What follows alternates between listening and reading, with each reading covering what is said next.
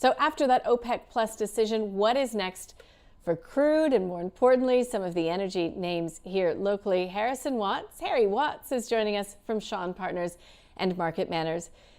Welcome. Good morning to you. So we immediately put our thinking caps on and try to figure out, what this could mean for the oil and gas plays here locally. Initially, pretty positive. Yeah, definitely. Good morning, Nadine. Obviously, a really good start for energy stocks today. Not so much for some of the tech names and things like that, given the obvious issues that this might cause for inflation down the line. But energy is going to be the standout for today. That crude oil number got above $80 a barrel in Asian trade this morning. If you're looking at those near-term futures there. And I think there's probably a little bit more upside in there. This OPEC production cut was a little bit bigger than expected. People were sort of expecting that they wouldn't cut production again after doing so earlier this year. The oil price had been coming off. It almost got to about $70 a barrel a couple of weeks ago on the back of the banking crisis that was going on.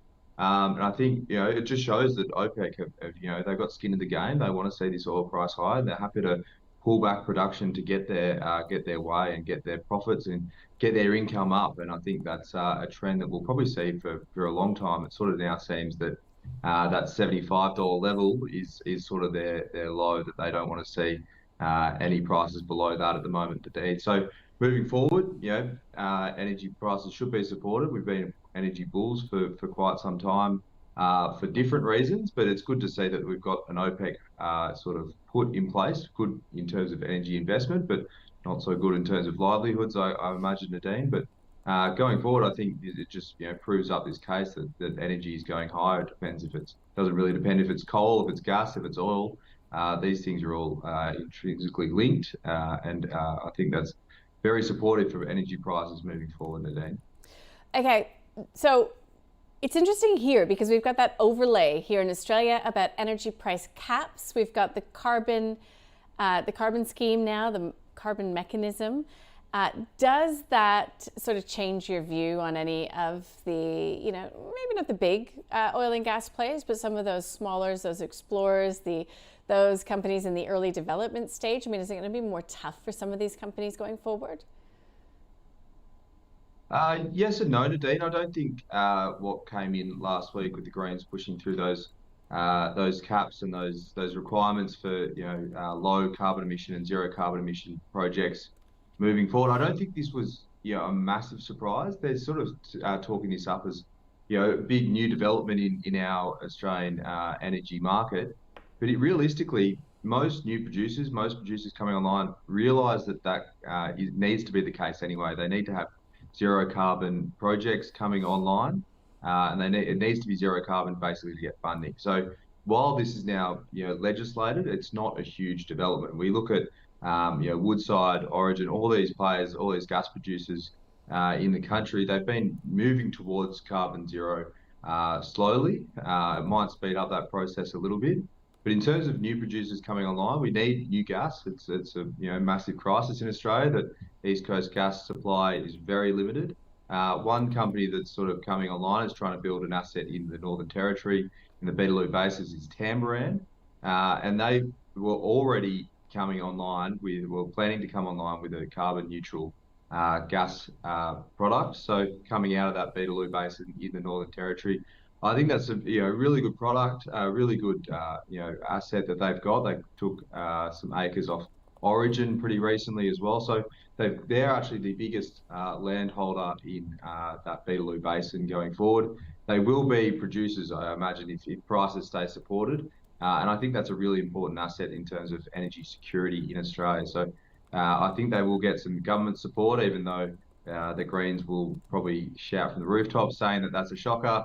But I don't think that these assets that Tamboran have, that's not the issue in terms of greenhouse gas emissions moving forward. And I think that's a really good asset and a really good stock that can prove itself and can come online and be a part of this energy security in Australia moving forward. Okay, so it's hard not to think about the complex in general when you're thinking about the transition. So we could talk lithium because obviously it's been so just in such focus. Also, speaking with your colleague James Garish last week about uranium, it had a really rocky week. Where else do you right now put your faith and your dollars, importantly, behind this energy transition? Yeah, I think it's a rising tide lifts all boats situation, Nadine.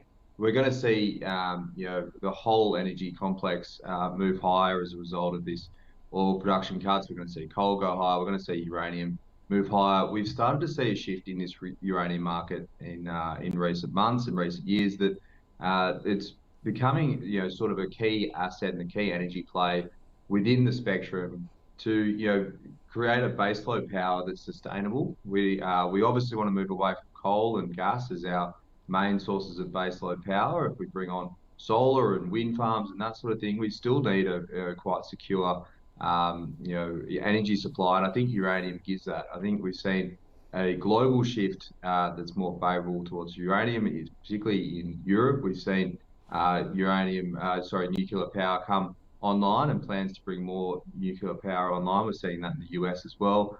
And interestingly, we've seen Japan now for the first time since the 2001 tsunami. A study in Japan shows that they are more favourable to nuclear power. So bringing that back online, we're going to see more uranium demand as a result.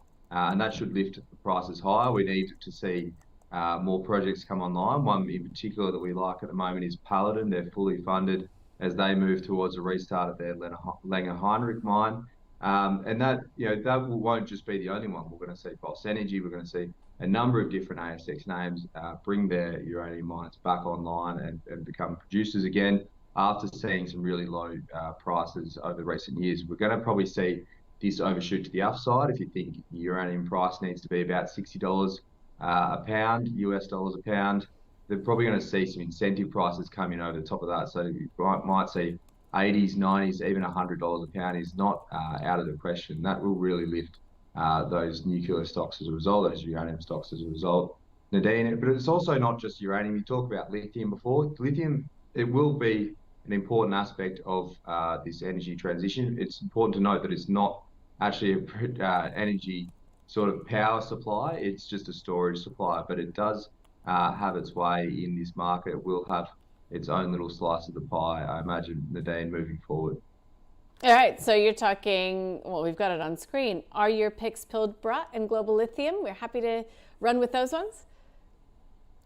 Global Lithium is one we really like. It's a little bit of ways away from production there, but they've got a really great asset, really high quality asset, or two assets in WA. And in terms of, we spoke about some M&A action in the lithium space recently. We've started to see some takeover plays from overseas producers coming in looking for new lithium. Global Lithium is one that will have a great asset moving forward, and I don't think that they'll be the one that will bring that asset online. I think that they have got everything in place. They've got all the studies in place to make it an attractive takeover prospect moving forward, whether it's Albemarle, whether it's Mineral Resources, who owns a decent chunk of stock in Global Lithium. There's a number of options there for people to come in over the top and probably better positioned to bring that asset online, given that there is a bit of a capital outlay that will be required. But longer term, that's that's an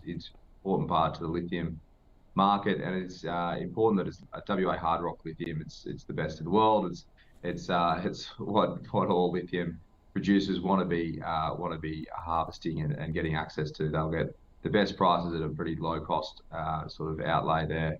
If we have a look at Pilbara, they're the number one in terms of current production in our view. So they've got a couple of little growth levers that they can pull, but overall they're getting really great prices. They're getting money in the door. They've got an incredible balance sheet, and they're in a great spot, Pilbara, in terms of leveraging that high lithium price that we've started to see recover out of sort of early March lows at the moment, Nadine.